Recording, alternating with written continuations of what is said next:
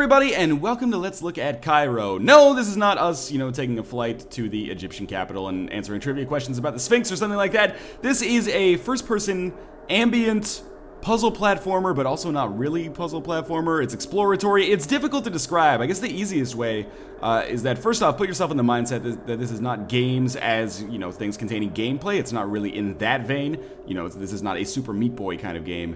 It is much more like a Proteus-style game where I believe it exists to put you in a specific world and perhaps a specific mindset as well, or, whatever mindset you feel as you're exploring these admittedly very beautiful environments. I've played about an hour and a half of Kairo so far. It is available on Steam for $8, I believe, and I have basically no opinion on it whatsoever, but what I am going to do is kind of, offer it up here as a Rorschach. I'm going to play it, talk about my thoughts on it so far, and you can decide for yourself whether this is going to be something that is going to be up your alley. It's difficult to describe what makes Kairo engaging, to say the least.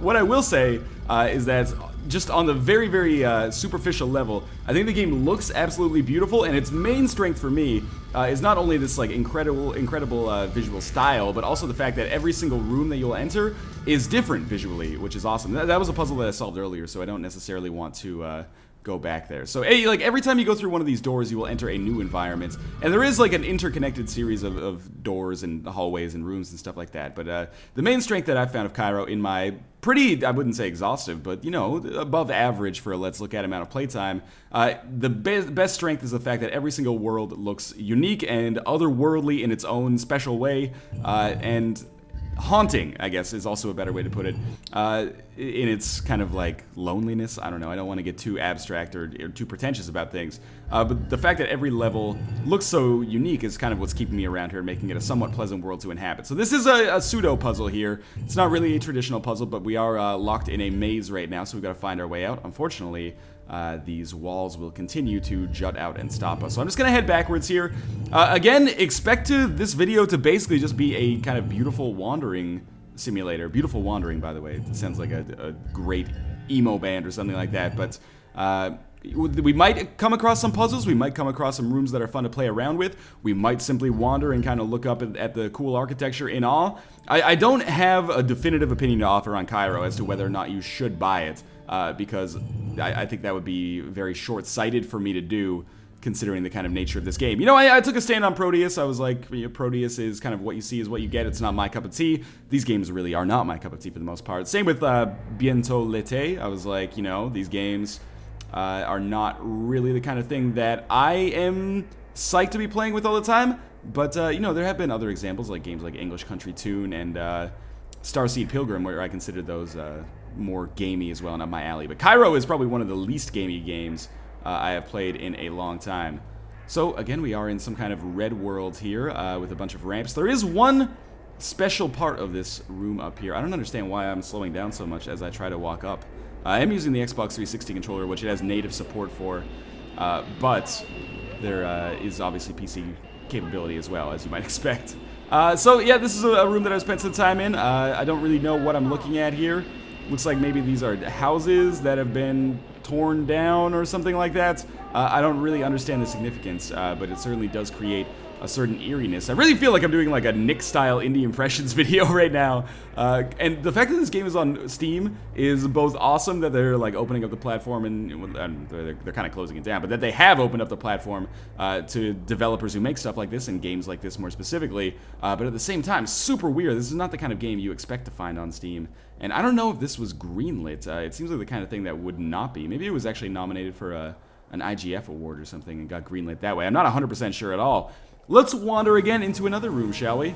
So this is kind of the hub world, for lack of a better word here.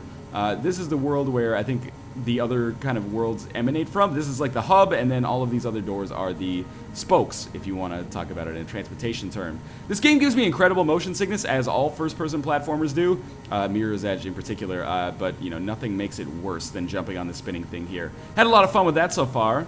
We can, if we wanted to, take a look at this balcony over here. The game never explicitly says what you are supposed to be doing, which, again, it's kind of a not-so-uncommon thing in games anymore. And the game is probably stronger as a result of that. I don't think it would be cool if it was, explaining this abstractness explicitly. But why don't we go through another door here, and I'll see... I think that was the door we just went through. That's Ramp Town.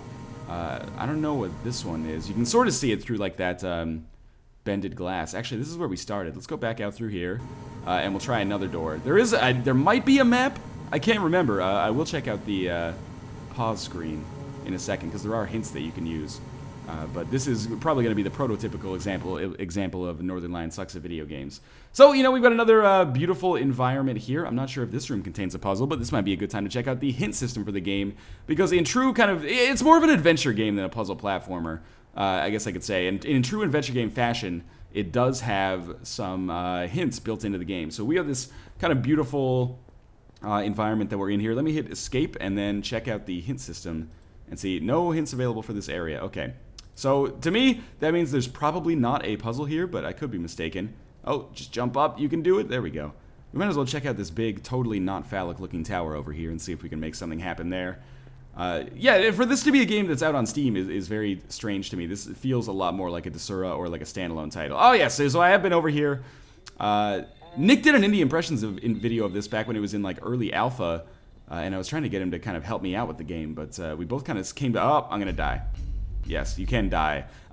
We both kind of came to the same conclusion that, you know, the game is what it is. It's not really necessarily there to be solved. I wonder if I can walk down here, or if I would just slip. I seem to be dying if I go down that way, so maybe we won't do that. But again, some of these rooms, like, they have ambiguous purposes. Like, is this a room that's just here? Is there a purpose beyond just looking pretty on this room? There have been rooms where I've like used the hint system, and the hint system has been like, there's no purpose to this room except to have fun, and that's again cool, sometimes infuriating, but again, I don't know. I'm not passing judgment on Kairo. On the like games as art scale, if we have like, I don't know, the far left side is like Contra, and I'm not saying Contra is not artistic, but it's decidedly like more gameplay focused than necessarily trying to send like an emotional message to the player. Let's say Contra is like a 1 games as art. This game fully qualifies as at least like a 7 or an 8. A 10 would just be a game where like, I don't know, you go and you just stare at a black screen. This was a cool room, but this was the room where the hint system, if I go back to it, basically told me that there was no purpose. The music room is just here for you to play with mostly. So there is a purpose, but it's basically saying like, hey, don't sweat it too much. But, you know, we can walk around here and create some tones if we want to. My initial reaction, of course, was to try to create like a musical scale, and then the Zelda music would go do-do-do-do-do-do, and then, you know, the map would pop up or something, but that is not the way this game works, really, or this experience works. It is much more of a just kind of ambient game. It's like playing a Brian Eno album or something like that, or an Aphex Twin album. Again, for better or worse. Sometimes that's cool, and sometimes I find it boring. I will say I've spent an awful lot of my time with Kairo being pretty bored so far, but it's probably fair to say that I'm not the intended audience. So you might be saying, like, Northernlion, if you're not the intended audience, why are you playing it? Well, because I feel like a lot of people are going to be in the same boat as me, so if they're searching for the game on YouTube, I want to throw, you know, my own 2 cents kind of into it here. So we're going to continue walking through this casket town here. I've solved 2 puzzles over the course of Kairo, and they have given me 2 trinkets, for lack of a better word, or 2 tokens of 4. There's like a little Trivial Pursuit kind of pie case. Oh, you know what? I have been in this room before, but this is a room that Nick told me was significant, so why don't we take a look at it here. So we can look at the switches. This one has like 3 fingernails on it. This one has 2 facing each other, and we're just trying to divine some information here about what we have. This one has 1, and this one has 2 facing the other way.